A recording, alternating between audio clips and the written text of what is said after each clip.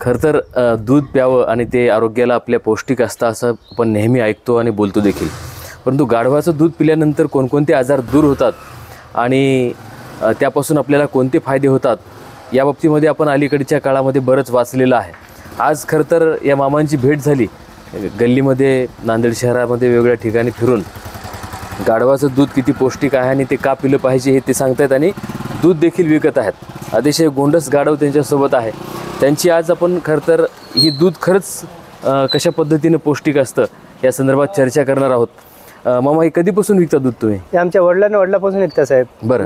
लहान लेकरापासून तर मोठ्या माणसापर्यंत हे दूध पितात. निरोगी माणूस राहते. काही असलं तरी पोटातलं सर्व पोटातलं मळ जाते. लेकराला पोटातलं येईना, कफ होईना, निमोनिया होईना, सर्दी येईना, खोकला येईना, ताप येईना, धाप येईना, हडताप राहीना, सर्व शरीर मजबूत राहते. अच्छा. पण आता अलीकडच्या काळामध्येच गाढवाचं दूध पिलं तर हे आजार दूर होतात अशी बातम्या आलेत समजा, त्याच्यामुळे जास्त विकलं चाललंय का? हे पहिल्याच्या काळातली डॉक्टरी म्हणून तर गाढवीनेच आहे. पहिल्याच्या काळातली डॉक्टरी म्हणून तर गाढवीनेच आहे. लहान लेकराला कसलाही पोटातलं राहू द्या, कफ राहू द्या, निमोनिया राहू द्या, सर्दी राहू द्या, अलर्जी राहू द्या, सर्व पोटातलं लेकराच्या मळ जाते. लेकराला पोटातलं येतच नाही. बरं. मग तुम्ही वर्षानुवर्ष करता का हे? नाही, वर्षानुवर्ष आजा पंजापासून हे दूध काम करतो. बरोबर. आंध्रा, रायलसीम, कर्नाटक मध्ये दूध वापरले यायचं. अच्छा. आपल्याकडे नाही? महाराष्ट्रामध्ये बी आहे. आपल्या महाराष्ट्रापेक्षा आंध्रा, रायलसीम, कर्नाटक मध्ये जास्त पितात. लहान लेकरापासून तर मोठ्या माणसापर्यंत तिकडे दूध विकते. अच्छा. बरं. तर एकच आपल्याकडे कसं गाय म्हैस असेल तर सकाळ संध्याकाळ दूध देते, हे देत नाही. पाना दिला तसं काढून द्यावं लागते. दूधला भाव रेट बकळ आहे. 25,000 रुपये लिटर आहे. 50 गाढवाचं काढलं तर 1 लिटर निघते. त्यानं पाना दिला तसं दूध आपण काढून द्यावं लागते थोडं थोडं. अच्छा. तुम्ही कसं विकता मग? हे नुसतं दूध 300 रुपयाला माप आहे. 300 रुपयाला? बरं. हे मोठ्या माणसाला 300 रुपयाला माप आहे. लहान लेकराचं 200 रुपयाला माप आहे. म्हणजे मोठ्या माणसाने किती प्यायला पाहिजे? मोठ्या माणसानं 4 घ्यावं लागते. 4 माप? बरं. आणि लेकराला 3 माप द्यावं लागते. बरं. हे दूध कच्चं पिल्यानंतर काय? नाही, कच्चं प्यावं लागते. याला बगर तापण्याची दूध राहते. निरोगी माणूस राहते. पचते का दूध? याचे इकडे बाई डिलिव्हरी झाली तर इकडे बाईलाही देतात. डिलिव्हरी मध्ये कोणता दर देऊ नये म्हणून आणि लेकरालाही देतात. लेकराला लहान मापाने या जन्माला लेकराला 1 देतात. वर्षाचं 3 वर्षाचं लेकरू असेल तर त्याला 3 द्यावं लागते. बरं. आपल्यासारख्याला मोठ्याला काही खोकला असला, दम असला, अलर्जी असलं त्याच्यानं 4 माप घ्यावं लागतं. आता तुम्ही शहरामध्ये फिरता, वेगवेगळ्या भागामध्ये घेतात का लोक दूध? लहान लेकरापासून तर मोठ्या माणसापर्यंत घेतात. घ्यायलीत का? घेतात. बरं. घेणं ती इकरी होय ना, ते कसं म्हणतं.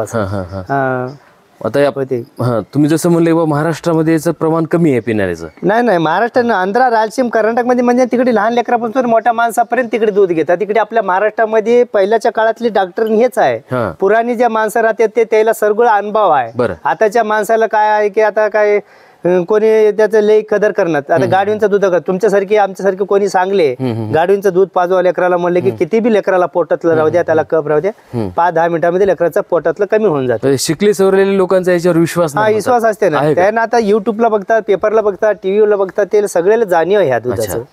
असं आहे. बरं. सर्वाला जाणीव आहे दुधाचं. म्हणजे जुनी डॉक्टरी नाही, पहिल्याच्या काळातली डॉक्टरी म्हणले तर हेच आहे. बरं. लेकरासाठी. अच्छा. म्हणजे शेळीचं दूध वगैरे त्याच्यापेक्षा पॉवरफुल नाही, हे सगळे दूध पॉवर याच्या मध्ये राहते. लेकराला किती पोटातला आला, कफ झाला, निमोनिया झाला तर त्याचं ताबडतोब इलाज होऊन जाते. तुमच्याकडे किती आहेत गाढवाश? आहेत आपल्याकडे 2 आहेत. तुमचं गाव? ते मुखेड. बरं. आता समजा कोणाला जर वाटलं आपल्याला गाढवाचं दूध प्यायचंय तर तुम्हाला कुठं भेटावं? काय असं भेटलं फोन, कोण नंबर घेतात, लागत असलं तर फोन करून बोलू. नंबर सांगा की. 93 कशावर घेतो? नाही सांगा ते. 93 3 वेळेस 2 आणि पुन्हा 93 3 आणि 2 8. बरं. म्हणजे तुमचा व्यवसाय गाढवं पाळण्याचा आहे पहिल्यापासून? हेच आहे. बरं. व्यवसायाचा. त्याच्यामध्ये मग आता नवीन तुम्हाला याच्यामधून उत्पन्न मिळालंय, सुरू झालंय? उत्पन्न काय हे आपल्या जवळ आजा पंजापासून हे दुधाचंच काम करत राहतो. असं आहे. नाही, पण पहिले दुधाला अशी मागणी होती? मागणी होती ना. होतीच. पहिलं 5,000 लिटर पासून 2,000 लिटर पासून वाढत वाढलेलं आहे. भाव वाढला. एका गाडीला लिटर भर निघत नाही. 50-60 गाडवाचं काढलं तरच 1 लिटर होते, नसतं होत नाही. दूध जास्त राहत नाही. बरं. पण असं काढून विकता येत नाही? काढून निघत नाही, लोकांना विश्वास येत नाही ना. त्याच्या डोळ्याच्या समोर काढून द्यावं लागतं. म्हणून तुम्ही असं फिरून निघतो दूध. बरं. निरोगी माणूस राहते. बरं. हे लक्ष्मणराव मामा शहराच्या वेगवेगळ्या भागामध्ये गाढविणीचं दूध विकत आहेत. खरं तर ते किती पौष्टिक आहे त्यांनी सांगितलं. निमोनियासारखे आजार असतील किंवा इतर कोणतेही आजार असतील ते चुटकीसरशी दूर पळून जातात. आणि आपण जे कोरोनामध्ये बघितलं की इम्युनिटी पॉवर ज्याला आपण म्हणतो, प्रतिकार क्षमता, ती प्रतिकार क्षमता इम्युनिटी पॉवर देखील या दुधामुळे वाढते. त्यांनी सांगितल्याप्रमाणे डॉक्टर, खरं जुनी डॉक्टरीन असं त्यांनी उल्लेख केला आहे. ते गाढवाचं दूध हे किती आरोग्यदायी आहे आणि जुन्या काळातले लोक याचा किती चांगल्या प्रमाणामध्ये वापर करत होते. आधुनिक काळामध्ये आपण बघितलं तर याचं महत्त्व आज आपल्याला पटत आहे. आणि त्यांनी सांगितलं की आधुनिक काळ असला, सुशिक्षित लोक जरी असले तरी याचा वापर त्यांनी सुरू केलेला आहे. याचा निश्चित फायदा होईल. मामाने आपल्याला नंबर सांगितला आहे, त्यांच्या नंबरवर तुम्ही कॉल जर केलात तर ते निश्चितपणे तुम्हाला दूध पोहोचवतील. ते सध्या नांदेड शहरामध्ये आहेत. आपण पुन्हा भेटूयात नवीन विषयासह. नमस्कार.